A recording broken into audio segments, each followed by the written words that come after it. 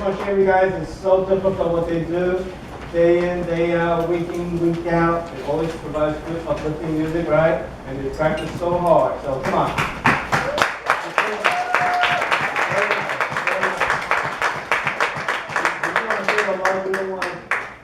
No, let's just think that we take it for granted. We don't take it for granted. Everything's close. There's a big change of season in the air. I love this weather. I mean, don't you guys love this weather? I love this hot water. It's really, really nice. And talking about the change of season, last week, put your hands together for Jaden and Jeffrey James. You guys can stand up and then we'll do this. Come on, I know. I'm coming down a little bit. Thank you. Last week, they became official members of New Life Now. How cool is that? Yeah, very nice. They took a class. They went through the class for like 2 Sundays. Couple of hours on one Sunday, another hour and a half on another Sunday, and then at the end of that, they said, yes, we can get into Your Life Now. I'm the official member. Awesome, awesome. So we're talking about change. We see changes here, and you guys, some of you are going back to school, and that's change. Some of you are going back to work, that's change. Don't mention it, let's not talk about work. Some of you guys are going through changes, and this past week, Brendan, this past week, I was talking to a young man for about 2 hours. And we're talking about change. Because he was struggling with something, and we're just talking about it. And for the true story, for the last 5 years, he's been trying to change something about himself. He wants to change something within himself. So it's not just a change of season and circumstances, but so often it's not just what's outside of us, but it's really what's inside of us. And for 2 hours, we're talking about change, and he wants to change this about himself and this aspect of his life. But for the past 5 years, it has not worked. Question for all of you right now. Think of one thing that you want to change. Not just circumstances, not somebody else, but I just want to ask you right now, think about it for the next 30 seconds, each and every one of you. What's one thing that you've been trying to change about yourself that you find so difficult? And you truly desire it. You truly desire, man, if I just change that about myself, then I think I could be a little bit better, my life would be a little bit better, and I'll be a little happier. Are you guys getting it? Right? What's that one thing that you've been struggling with and it's not working? Are you guys getting it? What's that one thing is that, man, if I could just get that part of my life okay, then I'm going to be okay. Are you guys getting it? So think about it for a moment. You guys got the program? First time here, I noticed. Thank you. So go on to that program. You're going to need it. You're going to go through right there, okay? Welcome to our church. So change. Everyone say change. Change. What's one thing you want to change in your life? You said, Pastor Kenny, if I can change that about myself, I know I'll be happier. Look, we're not talking about, let me get more money. That's all outside, okay? We're not talking about, let me get my car, my first car. No, we're not talking about something like material blessing. We're not talking about something that's material. We're not talking about, well, if I can get myself out of this situation, I'll be happier. We're not talking about the circumstances. So it's not about something that's material. It's not talking about, the situation, be it a relationship or family or parents or whatever it may be, or spouses, but something within you, your character. What's one thing you go, Pastor Kenny, man, I've been struggling with this for more than 5 years. I've probably been struggling with this ever since I was born that I know of. This always gets me. I can never overcome this. See, you cannot pinpoint that, then how are you going to change and grow? The whole idea of change is to grow, right? True? So how do you know you're growing and you can't even identify that's why I need to change? So you can identify first and we have something to work with. Is that cool? So watch this. Whatever that you have to deal with that you want to change, we're going to look into it and we're going to help you with this. Is that cool? Don't say cool. Cool. Let's go. Let's go. Let's go. I love that. Let's go. Go to the back of your program. Nice and loud. This is a series. There's only about 3 more left, so savor every moment of it. Nice and loud. Please read with me. Crazy idea. Be happier with less. First thing, happiness. Learning and growing together in Jesus. Learning and growing together in Jesus. Let me have attention, please. Let me have attention. Whatever that one thing that you want to change about yourself, and you've been trying to change on your own, and it has not been working, it's because you've been doing it on your own, that's why it's not been working. That's one thing I want to share with you.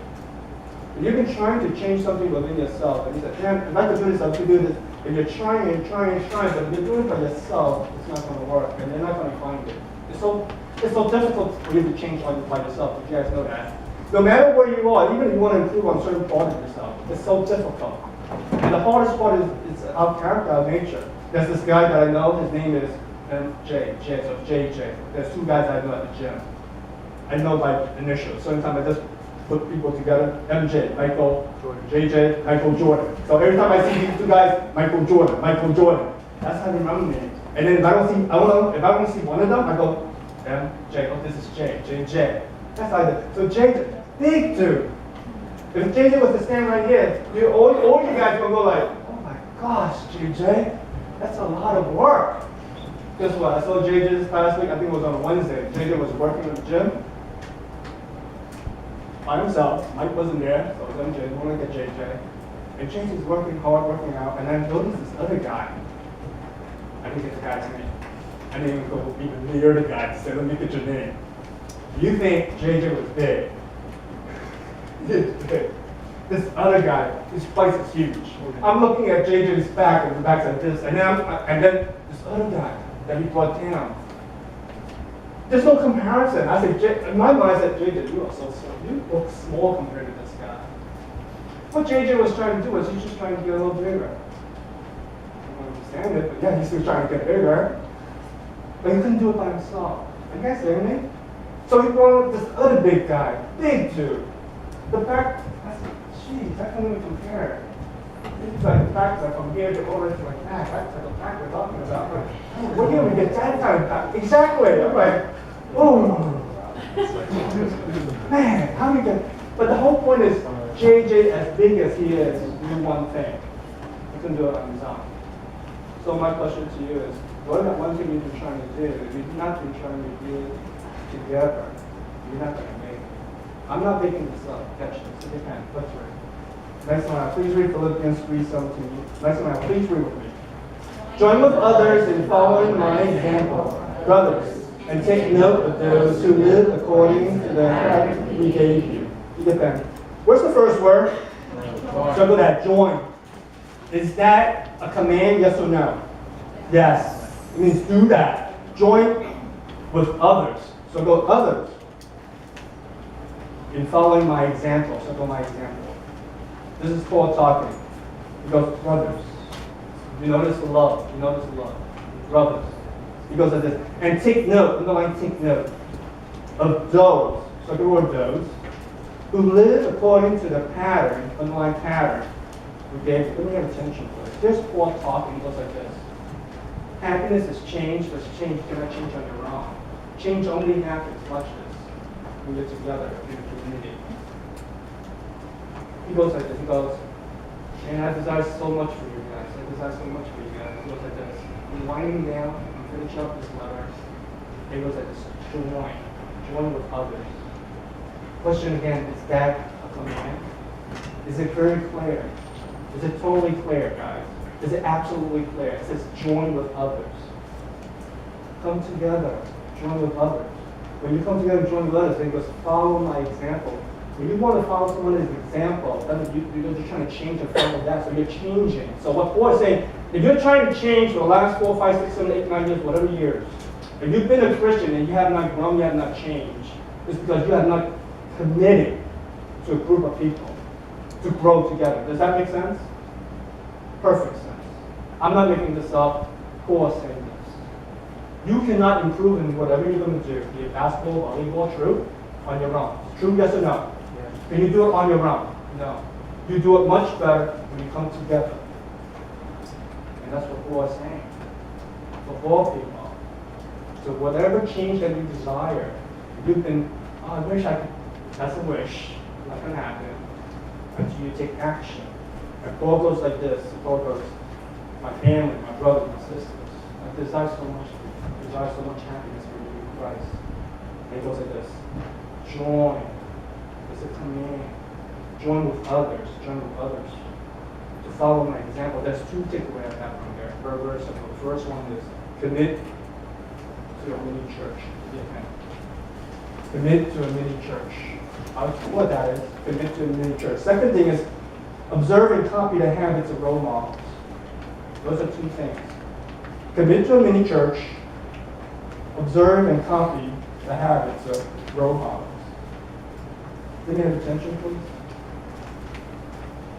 That's what Paul is saying. He said, if you're a free agent, and you're on your own, you're not going to grow, you're not going to change. You know, back in summer retreat, for those of you who were at summer retreat, I think some of the most precious time that we had, and you agree with me, I mean, we had some great time, swimming, playing ball, eating worms, eating crickets, whatever you guys were eating, some crazy stuff. It was fun. It was really nice. It was cool. But you know what was some of the best moments? When I was just talking with others, they said, there was a time when 4 or 5 we got together and just talked about what's in your heart. You guys remember those moments, right? Wasn't that nice? Just 4 or 5 we got together right there and talked about it. That's like a mini little group. And for some of you, you guys have a little mini church already. You guys made a commitment already. That's cool. That's great. And for some of you, you go that, like if I want to be a good basketball player, I'm going to follow that player. I'm going to follow that player. I want to be whatever it is. I don't know what it is. And football's like this. Same thing. Just like you want to grow your basketball skill set, you're going to have a certain role model. You're going to look up to that person and say, I'm going to follow that. Well, same thing for you. You have a role model. Are you observing? Paul was at that. Take note of those who live according to the pattern. So observe and copy. Observe and copy.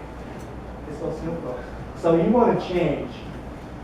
Change is easy if you come together. Change is difficult when you're apart. So here's the question we're going to have right now. Why? Right? I want to say why. Why? Why do I really have to? Do I really have to commit myself to a mini church? Do I really have to have a role model? Look, okay. Let's go to the second point. There are 2 important purposes to role models and mini churches. And it's going to continue. Paul's going to continue with this. 2 important purposes to role models and mini church. Please read Philippians 3:18-19. So we're continuing. Please read. For as I have often told you before and now say again with tears, many live as enemies of the cross of Christ. Their destiny is destruction, their God is their stomach, and their glory is their shame. Their mind is on earthly things. Take a pen. What's the first word? Because. See? It's so cool, right? Why? Why do we have to do this? Why do we have to join together? Why do we have to follow and observe others? Because, first word circle, follow. Because I have often told you before, catch this. Often, underline that. He said this so many times before. And he goes, now say it again, underline, again. And now not only is he saying it, I said it many times before, I'm not going to just say it now, I'm going to say it with tears, underline tears. Now you understand where Paul's coming from right now. And he goes that there's many live as enemies of the cross. Circle enemies.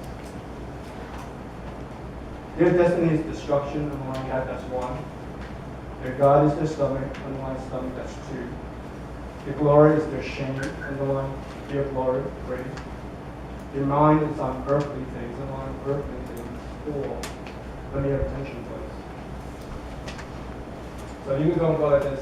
Pastor Kenny, Paul says, join with others. And copy and observe. Check out the way they live as a pattern. Check out the patterns. How do they live? And however they live, follow that. Why? Why do we have to do this? Why should we come together as a mini church? Why? Why should we have role models in the church? Why? And Paul says, because. And he gives us this warning. He goes, and he goes, what did he say? And he goes, I said it so many times before. I said it often. And he goes, I'm going to take this opportunity to say it one more time again. And not only did I say it a lot before, not only did I say it again, I'm saying it with what? He's crying. When he's writing this letter, Sean, he's crying. You know why he's crying? Because he hurts. He sees the body and he hurts the body. And he goes, can you guys not see it? I'll tell you guys again, but I'll tell you one more time. I'm crying right now for you guys. You know, there are many that live a certain way, and he doesn't want us to live like that. He wants us to change. He wants us to change. So he's crying for us. He wants to change that he desires. Here's your going. Why do we have many churches? Because it offers protection against cheap grace imposters. It offers protection against cheap grace imposters. Do you circle the word enemies? Do you circle the word enemies of Christ, of the cross? Yeah? Pay attention, please. Are those Christians or non-Christians? But they are. They're imposters. Catch this. What Paul is saying is something very, very eye-opening. Because there are people who call themselves Christians. Because if they're not Christians, you already know for the Christian, I'm not going to follow that. They're not Christians, right? Very simple. They're not Christians. So I'm not going to follow that. For Paul, what Paul is thinking is they are so-called imposters. They're so-called Christians who's not living a certain way. Cheap grace. They're imposters. They're not really Christian. The Paul is crying. I said it here many times in the past. Don't follow those guys. I say it again right now. Don't follow those guys. I'm saying it with tears right now. Don't follow those guys. Don't live like that. That's what he's saying. That's why you need to be in a really church. That's why you need to have role models. Does that make sense now? Because the role models that you're following, the people that you're following, and you think they are Christians, they're not really Christians. They are enemies of the cross, actually. See, he's not saying that he's afraid that you will follow a non-Christian. You know you're not going to do that. If someone says, I'm a non-Christian, you're going to say, yeah, okay, so we don't share the same God, we don't have Christ, that's okay. So that's easy. That's easy for you to distinguish. That's easy for you to distinguish and differentiate. What's hard for you and I to differentiate is someone who says they are a Christian, but does not live like that. Does that make sense now? And Paul goes like this. That's why you have to come together. That's why you have to role model. That's what you have to do. So if you want to change something about yourself, right? We're talking about change right now. Whatever change that you desire, come together. For your protection, because there are so many families. Are we getting it? Are we cool? Yeah? Here we go. Take a pen. Let's read. Let's continue with this thought. He continues. Philippians 3:20, next slide. Please read with me. But our citizenship is in heaven. We eagerly await the Savior from here, the Lord Jesus Christ, who by the power that enables him to bring everything under his control, to transform our low lives to irredeemably like its glorious body. Give pen. So check the word blood. You see the contrast when he uses the word blood? I like these words. I like fool, I like blood.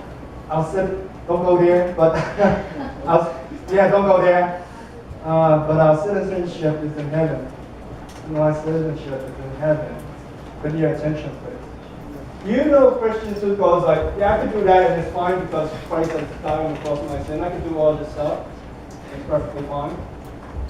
And you live like that. And Paul goes like, those are imposters. There's a phrase that's made famous by this Christian theologian, this German theologian. His name is Bonhoeffer. And he goes like this, cheap grace, costly grace. There are Christians that embraces cheap grace. Cheap grace is simply a teaching. I believe Christ died on the cross for my sins. I believe. Would you accept that? I accept it. Just purely up here is just a teaching. There's no cost to it. That's cheap grace. Cheap grace is coming to communion and it does not ask for forgiveness and confess sins. That's cheap grace. Cheap grace is to say, Christ has died for my sins are forgiven, so therefore I can continue to live the way I continue to live. And it's okay because Christ died for me, so I can continue to live the same way. That's cheap grace. There's no change. Costly grace is this. Oh my gosh. Someone actually died in the flesh. Died for me. That's cost. That's cost. It's not cheap. Gracious, he died on the cross for my sins, and he asked me to follow him. That's follow. That's grace. He even asked me to follow him. That's costly grace. Costly grace is more costly to me in my life. Because he asked me to follow him. All the things of the world doesn't make sense anymore. It's okay. I don't need that. I'm going to give my life to him. That costs me something. That costs me something. So, whomever that you're following, Christians,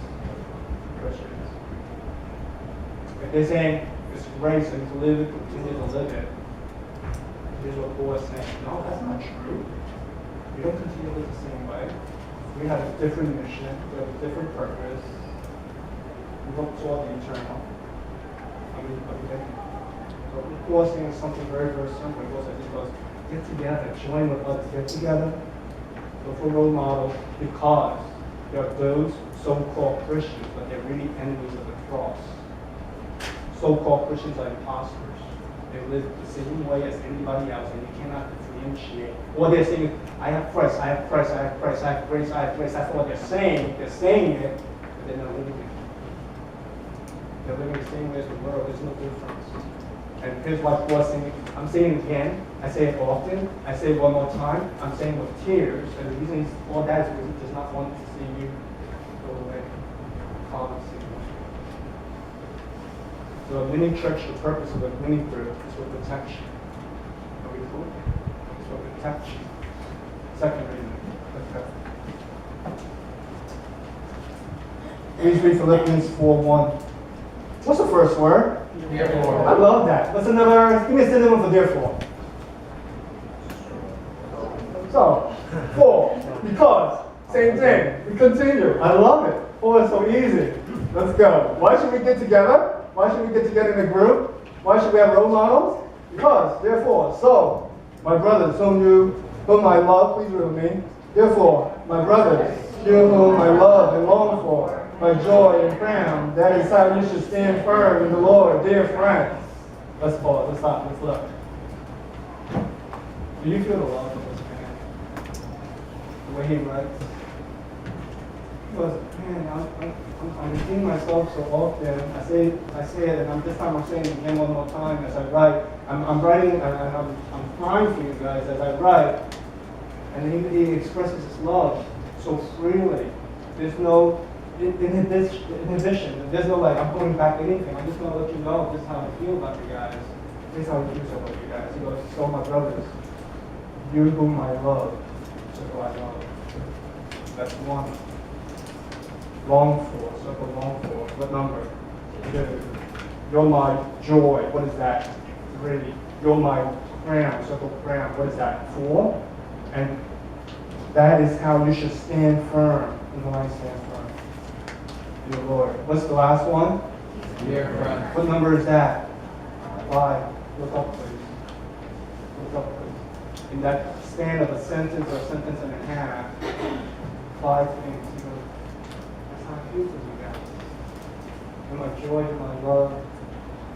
The crowns are man, you're my glory. You're my dear friend. Just absorb that love from both one another before we go to the next part. Is it in you for your good? Absolutely. Absolutely. Take a pen. Please read Philippians 4:2-3, but we'll finish today with this. I plead with Eudodia and I plead with Syntyche to agree with each other in the Lord. Yes, and I ask you, loyal yokefellow, help these women who have contended at my side in the cause of the gospel, along with Clement and the rest of my fellow workers, whose names are in the book of life. We pause for this. We put it down. Put down the program. Just looked up there. I got a question to ask you guys. You guys all ready? Cool? Some good questions. 3 questions. Take a pen. You're going to write the first thing that comes into your mind. It could be a name. It could be a category, whatever it is. Are you guys ready? Your dearest relationship. What comes to your mind? Ready? Your dearest relationship. The most important relationship right now. It could be a name, it could be a person, it could be a general category. Whatever it is, right there. The most important relationship right there. Right there. The most important relationship. Don't think, just write it down. What's the first thing you put down? Boom, boom, boom, boom, boom. Keep on writing. If there's morning coming to you right now, just keep on writing. Keep on writing. Keep on writing. This is going to be so helpful to you. Keep on writing. Keep on writing. You were stuck in the first one. I feel sorry for you, son. So you're like, I got nothing right. What am I going to do? Oh, this is that SAT. Let's just go. Let's just go with this. Look up. Does everyone have something on the list? Is there anyone that Kevin? Is there anyone that does not have anything on the list? All right. Look up, please. I'll ask again. Last chance. Whatever list you just put down. The last chance, because you got some chance to absorb right now. Your most important relationship, right there. Your most important relationship, right. Come on, write it down. Keep on writing. Just keep on writing. Your most important relationship.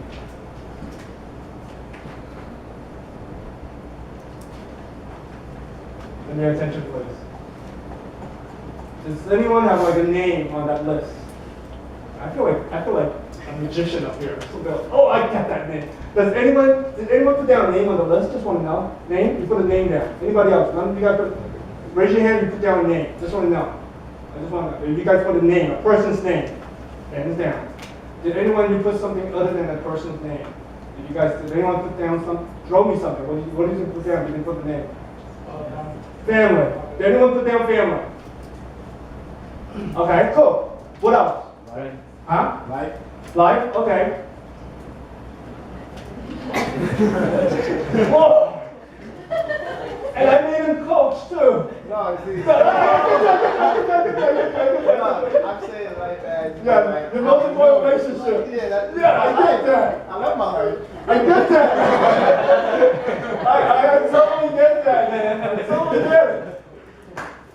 get it. All right, so you guys all put names down. That's one. You guys put down family. That's a category. Cool. You guys put down friends. You guys have something friends? Anybody? What else? God. Okay. Other than God, other than Christ. All right. Other than God, other than Christ, we put that aside first. The most important relationship. Basketball. Oh, yeah, true, totally. I love that. I love that. What is love? All is love. I don't know what I'm going to do. I don't know what. Okay, go. Catch this. I think if you were to ask the average person on the street, what's your most important relationship? They're going to list down their friends and their family. Is that true? Yes or no? Yes. Very true, rightfully so. I disagree. I disagree wholeheartedly. Now I'll share this.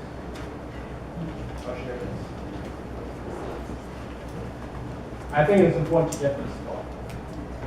Are you guys ready? If you were to ask me, what is my most important relationship? Yeah, I don't think I'm going to put down Josh.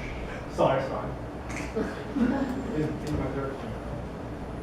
I'm not going to say God or Christ. It's not God or Christ. It's cool. Family's cool. It's very precious. It's very dear. Friends and family are very, very dear. You treasure it. You make the most of it. You love your family. That's love. You love your friends. That's level one. I won't say one. I'm just making this up. That's my mind. Not as I well, but I've been trying to live just through.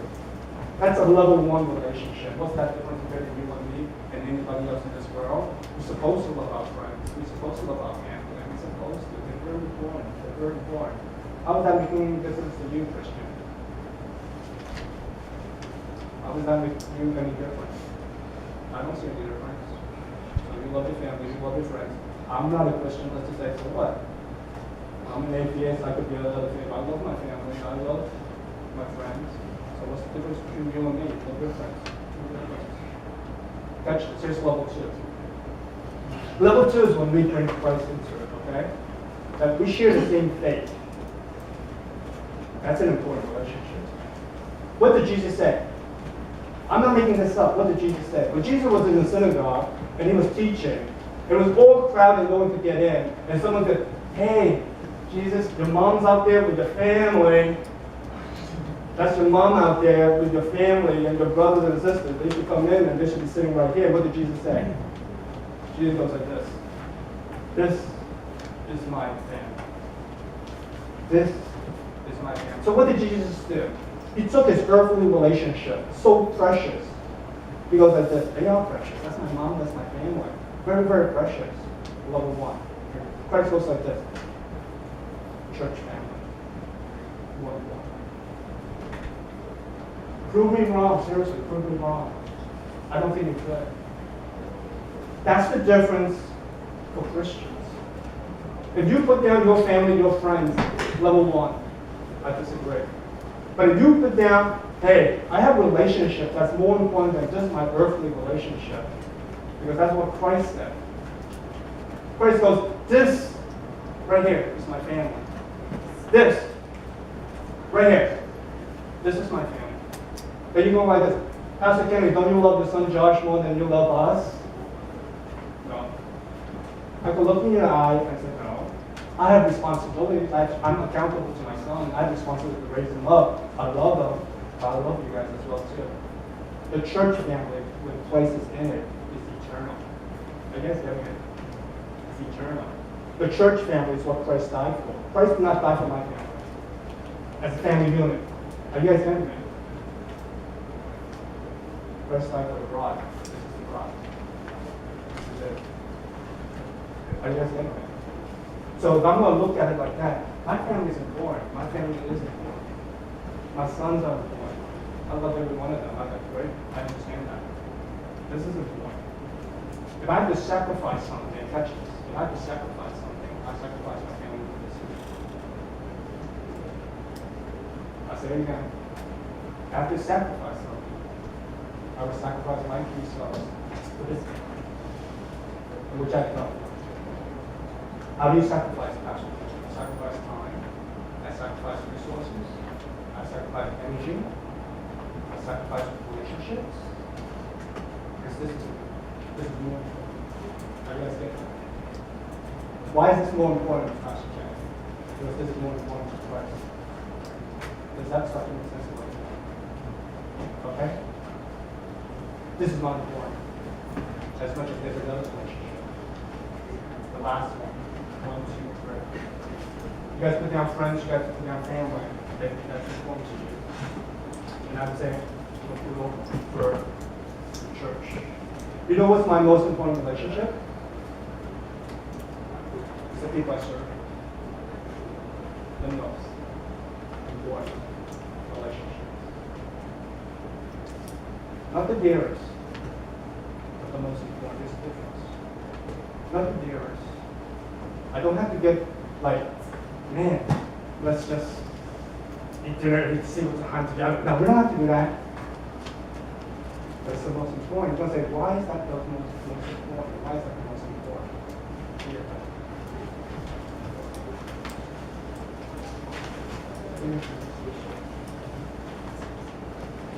Please read Philippians 4:2-3 with me. Nice and loud. I plead with Euodia and I plead with Syntyche to agree with each other in the Lord. Yes, and I ask you, royal yokefellow, help these women who have contended at my side in the cause of the gospel, along with Clement and the rest of my fellow workers, whose names are in the book of life. I plead, I plead. You sense this urgency. After he says, how much I love them. I long for my joy, my crown. Stand firm. Don't be shaken. My dear friends. And then he goes like this. I plead. And I plead again with those two women to agree with each other. He goes like this. Yes, and I ask you, Lord Yokel. He's talking to the third person. He didn't name them. He just called them Lord Yokel. He said, help these women. I'm like, help these women. I don't say help these women. who have contended, underline contended, at my side. They're fellow co-workers in the cause of the gospel, simple cause of the gospel. We get attention. You know, my most important relationships is not my son, not my wife. This is on YouTube, right? I'm in trouble. It sucks. My most important relationships are with my associate ministers. My most important relationships are with my praise team leaders, with the ministry workers. My most important relationships are with my coaches and my captains. My most important relationships are with the mini group leaders, like Stanley and Wendy. My most important relationships are with guys back here, like the AV team, with the praise team. My most important relationship, those are my most important relationships. Not necessarily my dearest, not necessarily my most precious in the sense that, hey, we don't go out and have dinner with the guys every single night. But that's my most important relationship. And do you get it? Do you see why? Paul goes like this, Paul goes, man, I think with these two women, get along, get along. They work with me for the cause and they contended, they fought. They've given their lives for the cause of what? That's it. Right there. Right there. Are you guys getting it? Are you guys getting it? Whatever I do, whatever I do with my family and my dear friends, I have some dear friends. And I've shared with my basketball guys. One of my dear friends passed away recently. Those are dear friends. But that's what my important. My family, myself, my dear friends are remind me of me. They love me, I love them. Then there's this church. Level 2. This is so special. Christ is in it. And there's another level, level 3. The people that I contend with in cause of gospel. What is more important? My son's health or lost soul?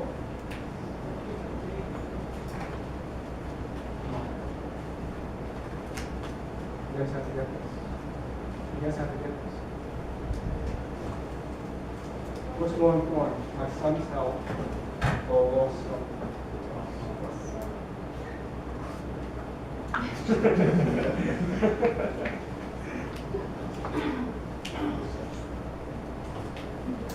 Let's wrap this up. It requires accountability. Paul goes like this. Join with others in a small little group. Join with others in a small little group. Observe and follow role models. And my question to you is this right now. You put something down at the beginning when you walk in. He says, here's this change that I want to make.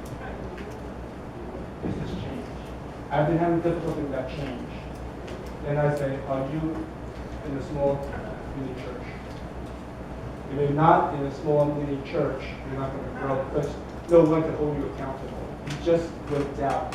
You took the easy way out. You said, I don't need to do that because I'm a free agent. I don't need that. You're on your own, brother. You're on your own, sister. It's still about yourself. It's not about the cause of the gospel. Paul goes like this. I want those two women. Someone please help those two women get along together. What Paul's doing is he's holding them accountable. Did he just name two women's names? Right? But some of them go, whoa, don't call me out. No, Paul said, I don't care. I'm calling you out because this is important. This is so important that you have to get this. Make sure they are getting along.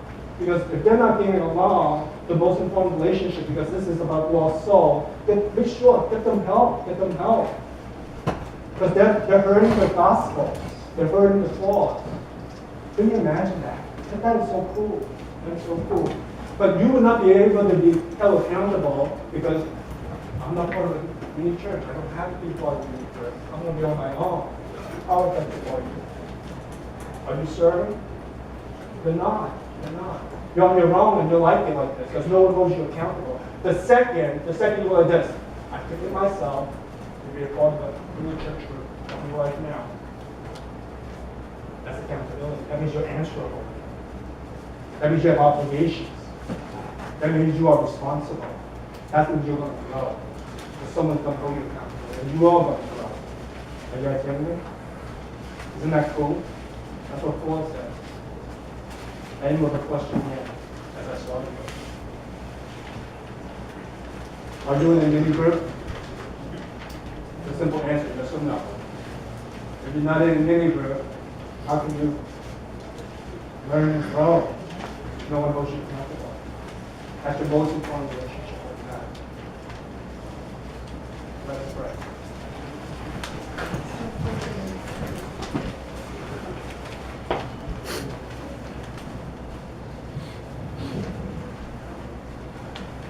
Father, I remember right now, and I pray for Alvin. He's preaching down in Florida right now. And I'm holding him accountable as he's holding me accountable in my relationship with him. Although I've met that young man just one time, Father.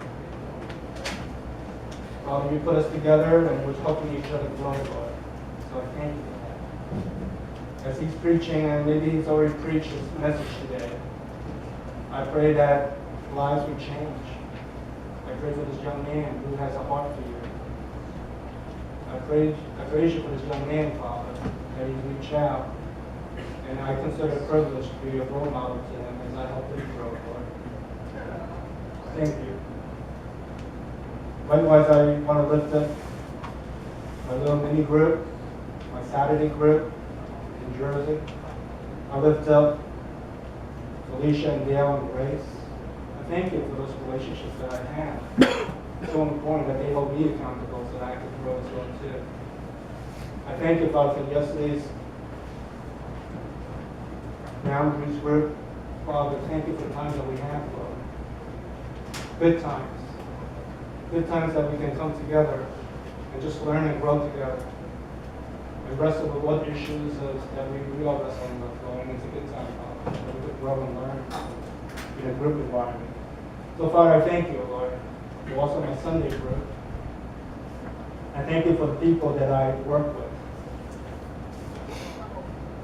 I allow them to hold me accountable, and I invite them to hold me accountable, so that I can grow, Father. I thank you for that. I thank you for teaching me that, Lord. Likewise, I pray as Paul prays, time and time again, Father, that we have to be careful, we have to be protective of our church here, protective of each other, because they are imposters, Lord. There are those who are trying to deceive us, and we'll be so easily deceived we're not part of the group, Father. We could go off on our own. So, Father, I pray for each and every individual here. Let us form many groups in the volleyball teams. Father, help us with that. Let us form many groups, Father, with our basketball teams. Help us with that, Lord. Father, help us with forming many groups here within our churches, reach outside and others, Lord. Father, continue. It is a command from our Apostle Paul. He is our role model, Father, and he asks us to do this. And you have spoken to us. I praise you, Father, for that. I praise you, Father, for that. And I thank you. I pray all this in Jesus' name. Amen.